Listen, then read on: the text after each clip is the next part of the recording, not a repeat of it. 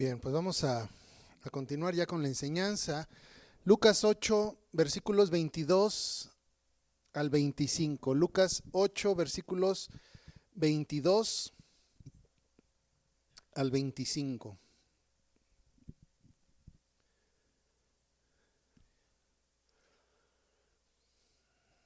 Y bueno, les decía que tiene todo que ver con lo que acabamos de cantar. Voy a darle lectura al pasaje. Dice así: aconteció un día que entró en una barca con sus discípulos y les dijo: pasemos al otro lado del lago, y partieron.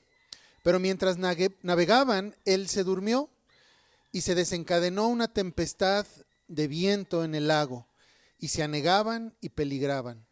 Y vinieron a él y le despertaron diciendo: Maestro, maestro, que perecemos. Despertando él, reprendió al viento y a las olas, y cesaron, y se hizo bonanza. Y les dijo: ¿dónde está vuestra fe? Y atemorizados se maravillaban y decían unos a otros: ¿quién es este que aún los vientos y las aguas manda y le obedecen? Muy bien, vamos a orar. Señor, te damos gracias por tu palabra y gracias, Padre, porque podemos encontrar en ella vida, salud, porque podemos encontrar un camino claro, recto, el cual podemos caminar. Pero no solo eso, sino también podemos conocerte más, podemos saber de ti, conocer tu carácter y qué es lo que demandas de cada uno de nosotros. Bendícenos en este tiempo con tu palabra, prepara nuestros corazones y que podamos, Señor, dar fruto a través de esta enseñanza. En el nombre de Jesús, oramos. Amén. Bien, pues la semana pasada, ¿recuerdas? Hablamos sobre las características del reino de Dios. Mencionaba que el reino de Dios no es algo místico, no es algo espiritual. Les decía que, bueno, hay varias posturas acerca del reino de Dios. Algunos dicen que el reino de Dios es meramente espiritual, ¿sí? Es algo que pues está en otra dimensión tal vez. Otros dicen que, bueno, el reino de Dios es exclusivo de la iglesia. La iglesia la retratan como el reino de Dios. Otros, peor aún, dicen el reino de Dios está en mí, o sea, mi corazón, ¿verdad? Dios está sentado en el trono de mi corazón y el reino de Dios tiene todo que ver con un ámbito espiritual.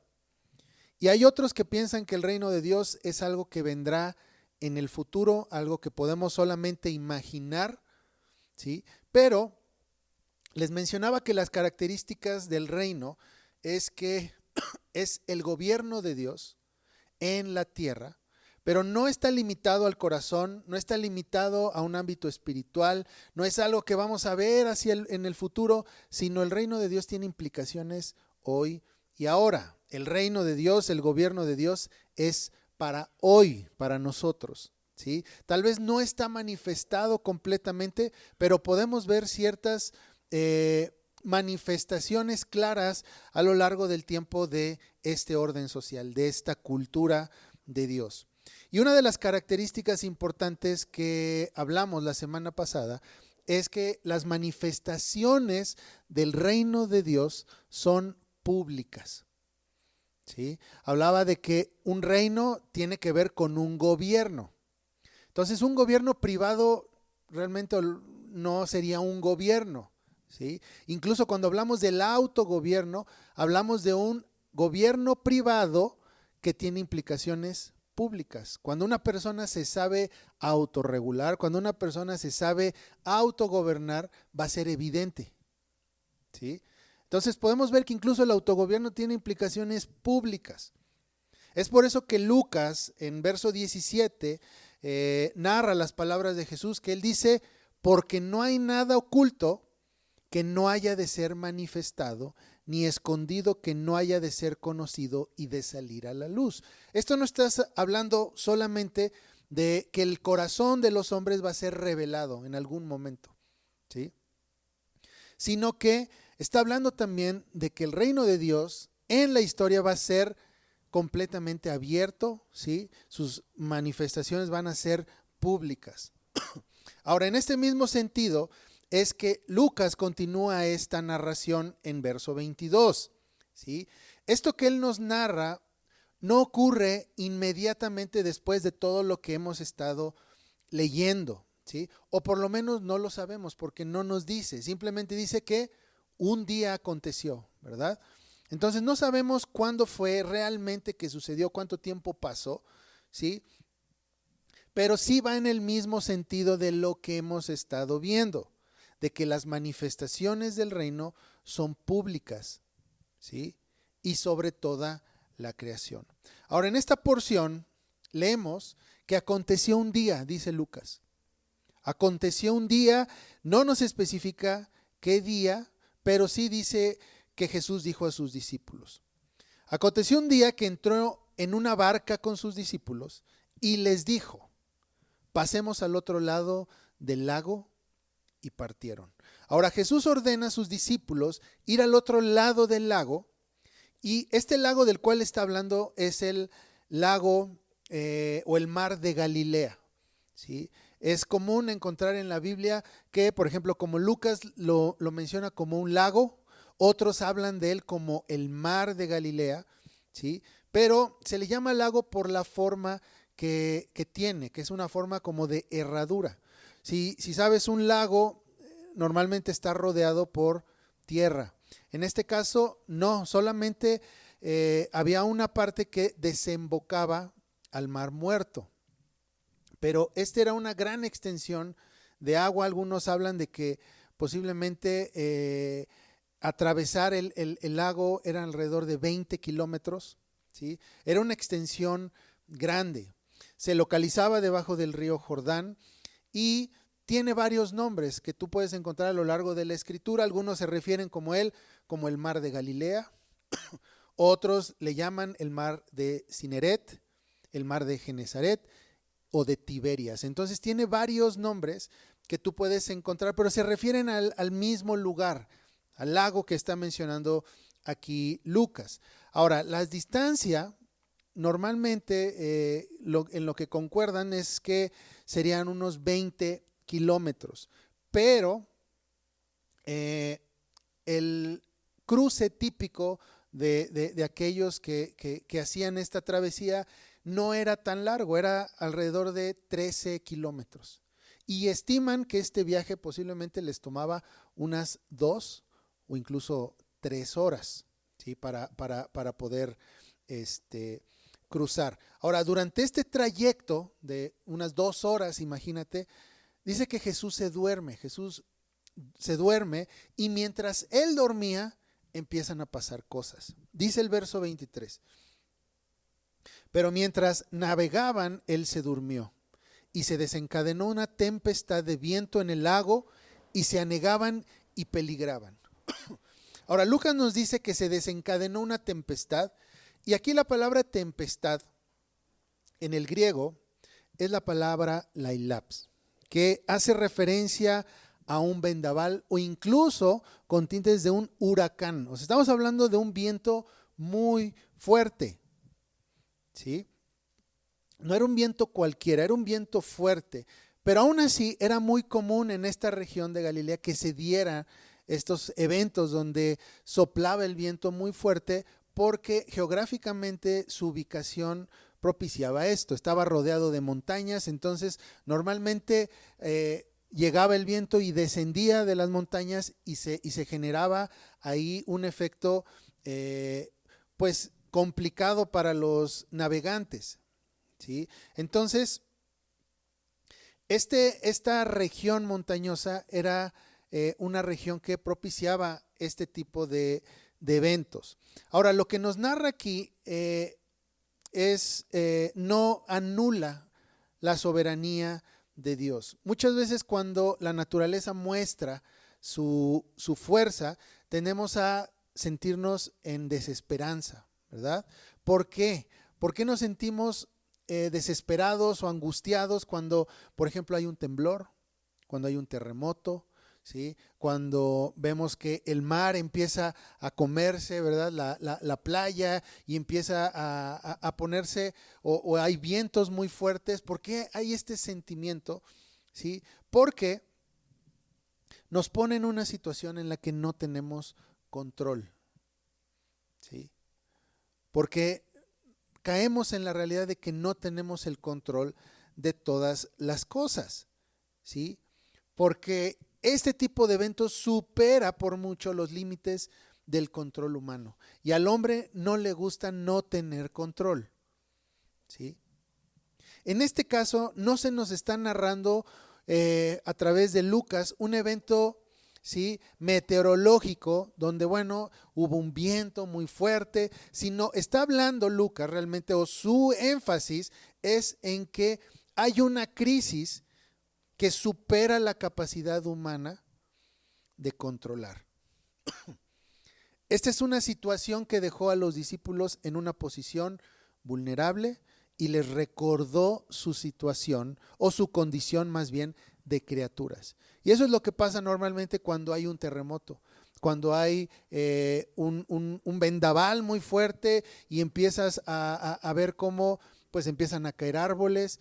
Ahí es donde realmente te encuentras con tu real naturaleza de criatura y sientes miedo, porque reconoces que no tienes control sobre esto, que incluso no es simplemente ir y esconderte, porque donde sea que tú estés, te va a alcanzar. Por ejemplo, en el caso de un terremoto, no hay manera de que tú te quieras esconder, vas a sufrir las consecuencias. Y no nos gusta sentirnos así porque no tenemos control sobre esto. Ahora, en este caso, no olvidemos que estos discípulos, o parte de estos discípulos, eran pescadores experimentados y que seguramente habían pasado por tormentas en el pasado, ¿sí? Los pescadores normalmente trabajaban de noche, porque a esa hora es cuando los peces pues salían y se acercaban a la orilla, que no había tanto movimiento. Entonces ellos en la noche seguramente se encontraron con varias tormentas, se encontraron con varias situaciones parecidas a estas, ¿sí? Ellos eran navegantes experimentados, pero en esta ocasión las cosas se salieron de control, incluso para navegantes con mucha experiencia. La barca aquí lo que representa de alguna manera es el límite del control humano. Fuera de la barca ellos no tienen control. La barca podríamos decir que es su área de dominio, donde ellos pueden controlar, donde ellos pueden decidir a dónde van, pero en esta ocasión ni siquiera tienen control sobre su propia barca, ¿sí? Fuera de ella ellos carecían de poder o control, pero ahora vemos que incluso dentro no tienen el control ni el dominio. En todo esto que está sucediendo, recordemos que Jesús sigue dormido.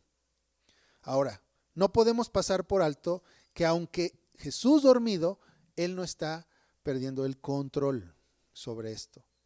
El Salmo 24, verso 1, ¿qué nos dice? De Jehová es la tierra y su plenitud, el mundo y los que en él habitan. Entonces, la tierra y toda criatura que está en ella, ¿sí?, son del Señor. Y esto no se nos debe olvidar, porque muchas veces pensamos que el gobierno de Dios aplica solamente a la vida de los creyentes. Fuera de la vida de los creyentes, pues ya Dios no tiene dominio, pero no es así. El Salmo declara que el gobierno de Dios es sobre todo y sobre todos.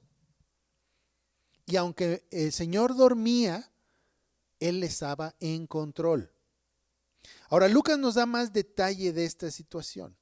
Nos dice que se anegaban y peligraban.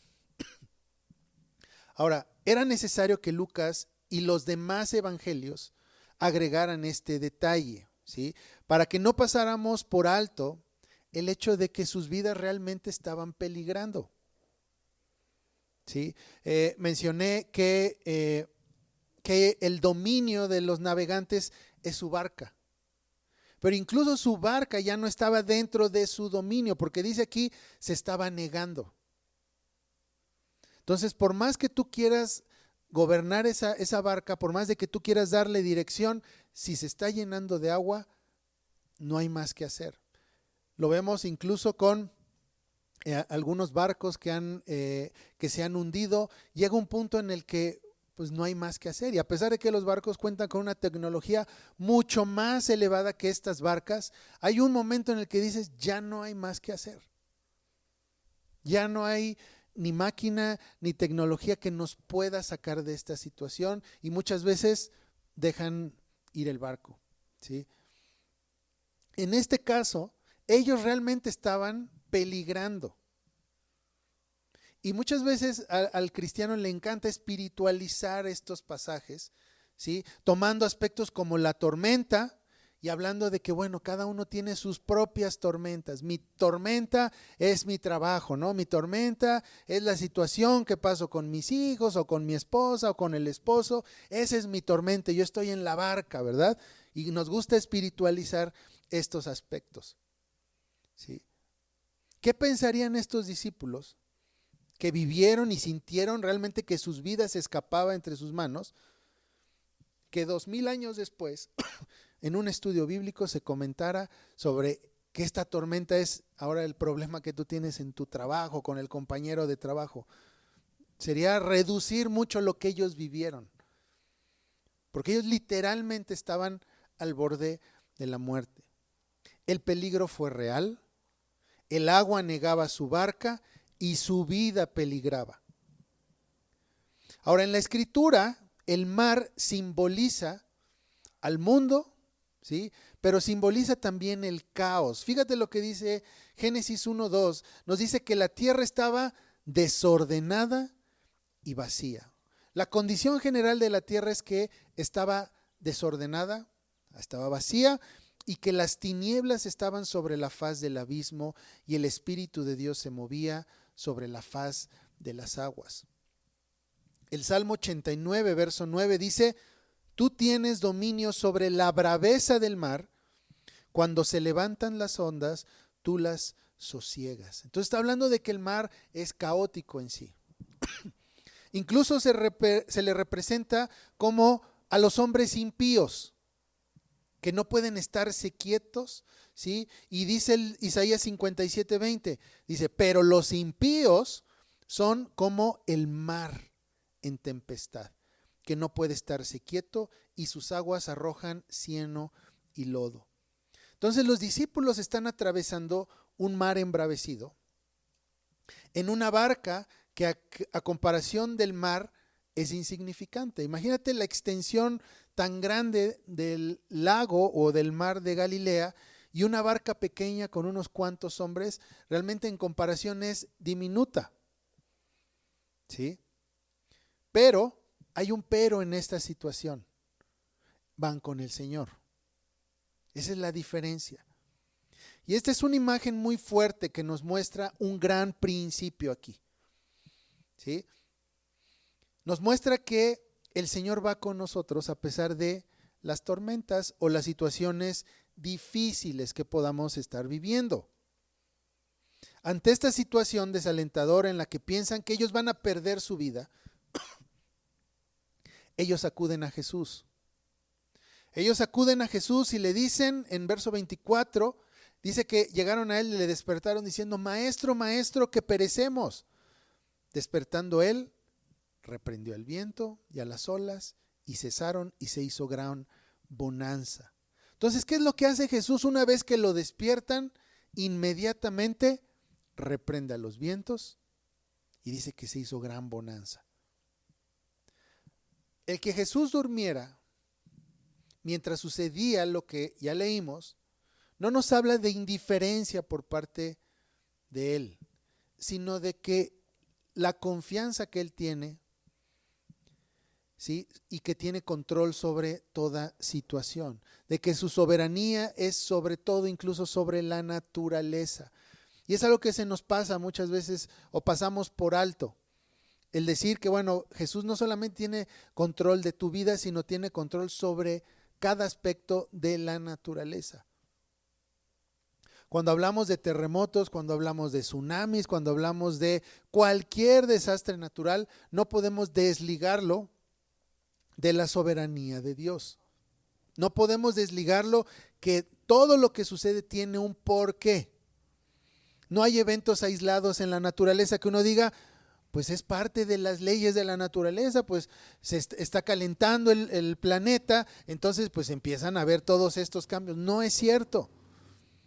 El pensar de esta manera, que todo es causa del calentamiento global, es quitar a Cristo de su trono y que Él no es soberano sobre la naturaleza. Es pensar que hay eventos aislados que no tienen nada que ver con el Señor, que todo sucede porque pues así es la naturaleza, ¿sí? Son reacciones naturales que tiene la creación y no es así. Y podemos leer la Biblia y podemos ver varias situaciones donde Dios ocupa la naturaleza para traer sus juicios, ¿sí? Ahora, el problema aquí no fue Jesús, que es a donde va a llegar este mensaje aquí o la narración de Lucas. El problema no es Jesús, no es de que se durmió, no es una anécdota de que, ¿te acuerdas cuando íbamos en la barca y Jesús estaba todo dormido y no se dio cuenta? No es el punto esto, sino es la fe de los discípulos. Ese es el punto al cual hay que llegar. Recordemos que Jesús, al principio de esta narración, Él es quien les ordena, ¿verdad? No es de que decidieron en conjunto, pues vamos a cruzar el lago, a ver, pues no hay nada que hacer. No, Jesús mismo les ordena, vamos a cruzar el lago, vamos al otro lado, ¿sí? No fue ninguno de ellos para que pudiéramos decir, fue una mala decisión, Pedro. El tomar el agarrar la barca en la noche, ¿sabes cómo se pone el mar? Fue una mala decisión. No, fue Jesús mismo quien les dijo, vamos y crucemos.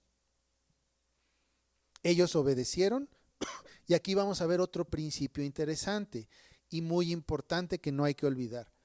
La obediencia a Dios no va a cancelar las dificultades. No por decir, bueno, es que estoy obedeciendo a Dios, he estado siendo obediente, Dios, ahora ¿por qué me está pasando esto? No lo cancela, ¿sí?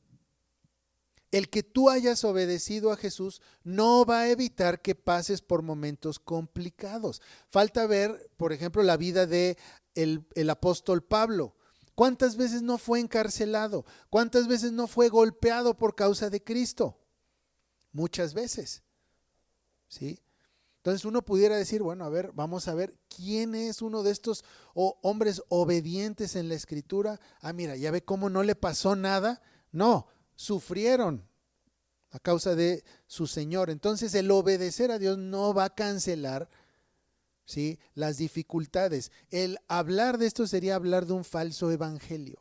Un evangelio que te dice, no vas a tener problemas, vas a estar feliz, va a estar todo muy bien, nunca vas a toparte con dificultades. ¿Quieres librarte de los problemas? Sigue a Jesús. Es una mentira. La Biblia no promete eso. En este caso, Jesús fue quien les pidió que cruzaran el lago. Y fíjate, si Él lo pidió, es porque hay certeza de que los iba a llevar al otro lado. No lo es como cuando Dios saca a Israel de Egipto. ¿Y qué es lo que hace Israel mientras está en el desierto? Se queja, ¿para qué nos sacaron? Nos vamos a morir aquí, mejor nos hubiéramos quedado en Egipto, ¿sí? O sea, qué ganas de traernos aquí, de andar caminando, de estar todos asoleados porque nos vamos a morir de todos modos, mejor nos regresamos. Si el Señor los sacó es porque los iba a llevar a la tierra prometida. En este caso es lo mismo. Si Jesús les dijo que cruzaran el lago es porque Él los iba a llevar al otro lado. Pasara lo que pasara. ¿Recuerdas a Abraham? Cuando el Señor le pide sacrificar a Isaac, Abraham no lo duda y lo lleva al monte para sacrificarlo. ¿Por qué? Porque había una promesa previa que decía que en él iba a haber mucha descendencia. Entonces Abraham creyó en esto y dijo, aún lo mate, aún lo sacrifique, el Señor lo va a levantar y va a haber descendencia, porque es la promesa. O sea, lo que pasa en medio de todo esto no debe de preocuparnos, sino tener la mira en lo que ya ha prometido el Señor. En este caso fue vamos al otro lado, crucemos. ¿Sí? En este caso les menciono que Él fue quien les pidió. Ahora, cuando Mateo nos habla de los dos cimientos, que hay que construir la casa en la roca o en la arena, ¿sí? ¿Qué dice que pasó con aquel que construyó su casa sobre la arena? Dice que vinieron, ¿qué? Los vientos y golpearon con gran ímpetu esa casa y fue grande su ruina. ¿Sí? Pero la que estaba fundada sobre la roca resistió los vientos. Ahora, el viento aquí fue una manera clara y práctica de ver este principio de Jesús, ¿sí? Que Él enseñó en Mateo. Las tormentas son dificultades en la vida de los creyentes. Y ellas tienen un propósito. Primero, sirven para traer gloria a Dios. Segundo, revelan nuestra fe, dónde está nuestra fe, si es que estamos en Cristo o no. Y tercero, fortalecen la misma o alejan al incrédulo. ¿Sí? Entonces, ¿cuál es el propósito de los tiempos difíciles? ¿Cuál es el propósito de los tiempos complicados, de las tormentas, de las dificultades? Recuerda, no hay aspectos que no tengan sentido en la creación. ¿Sí? ¿Por qué me sucede esto? ¿Por qué estoy pasando por este momento complicado, difícil? Recuerda, es la manera que Dios tiene para mostrar nuestra fe, para revelar nuestra fe, donde estamos. ¿Sí? En este caso, sirvió para glorificar a Dios, pero también para revelar la fe de los discípulos. Jesús reprendió a los vientos porque Él es el creador de los vientos. ¿Y qué hacen los vientos? Le obedecen. El Salmo 107, versos 28 y 29 dice: entonces claman a Jehová en su angustia y los libra de sus aflicciones. Cambia la tempestad en sosiego y se apaciguan sus ondas. Entonces el control de los hombres está limitado a la barca. Pero el control y el dominio de Dios está sobre toda su creación. Y hay que entender esto. ¿Sí? Ahora, cuando en nuestro pecado tratamos de ejercer autonomía sobre nuestras vidas, eso significa ¿qué? Necedad, significa un absurdo. ¿Sí? Y podemos tomar este mismo principio, por ejemplo, de el mar y la barca. Qué absurdo sería tratar de tener control sobre el mar cuando tu barca se está negando. Sería necio. ¿Sí? Fíjate lo que dice verso 25. Y les dijo Jesús: ¿dónde está vuestra fe? Y atemorizados, dice, se maravillaban y se decían unos a otros: ¿quién es este que aún los vientos y las aguas manda y le obedecen? Entonces Jesús les llama la atención, ¿sí? Porque la tormenta reveló algo de su fe. Lucas usa aquí la frase que dice, Jesús dijo: ¿dónde está vuestra fe? Como si dijera, pues no la veo, yo creo que se les cayó ahorita en los vientos, ¿dónde está tu fe? ¿Qué pasó? Pero Mateo, al narrar este mismo evento, fíjate, él usa otra frase distinta. Mateo 8:26 dice: y él les dijo: ¿por qué teméis, hombres de poca fe? Lucas dice que Jesús dice: ¿dónde está vuestra fe?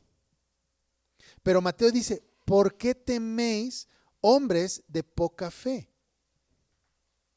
Aquí Mateo, y dice: y entonces levantándose reprendió a los vientos y el mar. Entonces vemos aquí un cambio. Lucas dice que Jesús se levanta, reprende al viento y les pregunta dónde está su fe. Pero Mateo hace lo opuesto. Mateo dice que se levanta, ¿sí? Reprende a los discípulos y después a los vientos. ¿Sí? Ahora, Mateo sitúa la pregunta hacia los discípulos, ¿sí? Antes de calmar la tormenta. Y esto nos puede hacer ver una situación más complicada o de mayor angustia. O sea, el viento sigue soplando y Jesús está regañando a los discípulos, que siguen temiendo por su vida. El agua sigue entrando a la barca y el Señor les dice, ¿sí? ¿Por qué teméis, hombres de poca fe? Pues, ¿no ves? Jesús, está entrando el agua, están los vientos, estamos por morir y dices, ¿por qué tememos? Y esta frase es muy interesante, ¿sí? Porque en el griego la frase poca fe es oligopistoi. Esto no habla de un hombre o de hombres que no tengan fe. No es como que Jesús estuviera diciendo, porque nos pudiéramos confundir tal vez con la narración de Lucas que dice, bueno, ¿dónde está su fe? No la veo. Pero en este caso no es así, sino que ellos tenían fe. Pero esta frase, oligopistoi en el griego, nos habla o hace referencia a una fe inmadura. Es una fe inmadura o pequeña. Hombres de fe pequeña, hombres de fe inmadura. ¿Por qué temen hombres de fe inmadura? ¿Sí? No olvidemos que para este punto, ¿sí? Jesús ya se había mostrado como Dios, ¿sí? A través de milagros. ¿Recuerdas? Él ya había liberado endemoniados, él ya había sanado gente enferma. Él no hacía mucho, había hecho una pesca milagrosa, que él había dejado claro en ese momento que él tenía dominio sobre la creación. Entonces, por lo que los discípulos observaron o fueron testigos, ellos podían decir, este es Dios. O sea, no solamente está sobre los demonios, no solamente está sobre la enfermedad, sino incluso está sobre la misma naturaleza. Entonces, ¿qué pasa? Es por eso que, ¿dónde está tu fe? ¿O dónde está su fe? Hombres inmaduros. Ellos ya habían visto esto, ya habían creído en Jesús, pero la diferencia es una. La diferencia es que en las otras ocasiones que vieron ser gente liberada de demonios, que vieron la pesca milagrosa, que vieron cómo él sanaba a personas, incluso cuando, ¿recuerdas que resucitó un joven? ¿Sí? En Naín. ¿Qué pasa aquí? Ellos ya no están como espectadores, sino ellos ya están en el conflicto. Esa es la gran diferencia. Ellos ya están dentro, ellos están en la barca y antes les había tocado verlo de lejos. Y esto cambia todo, porque podemos ser espectadores de lo que les pasa a otros, ¿sí? Y decir, bueno, yo ya creía al Señor porque mira la maravilla que hizo en la vida de esta persona. Yo vi cómo sanó a tal persona. Tenía un cáncer y fue sanada, o tenía tal enfermedad y fue sanada. Yo vi, ¿sí? Pero cuando tú estás en la situación complicada, ¿sí? Cuando se ve difícil que la puedas librar o que puedas superar eso, ahí es donde viene la prueba. Ahí es donde vienen los vientos. Ahí es donde tu fe va a ser probada. Tu fe no va a ser probada cuando veas a fulanito enfermo. Ahí no va a ser puesta tu fe a prueba.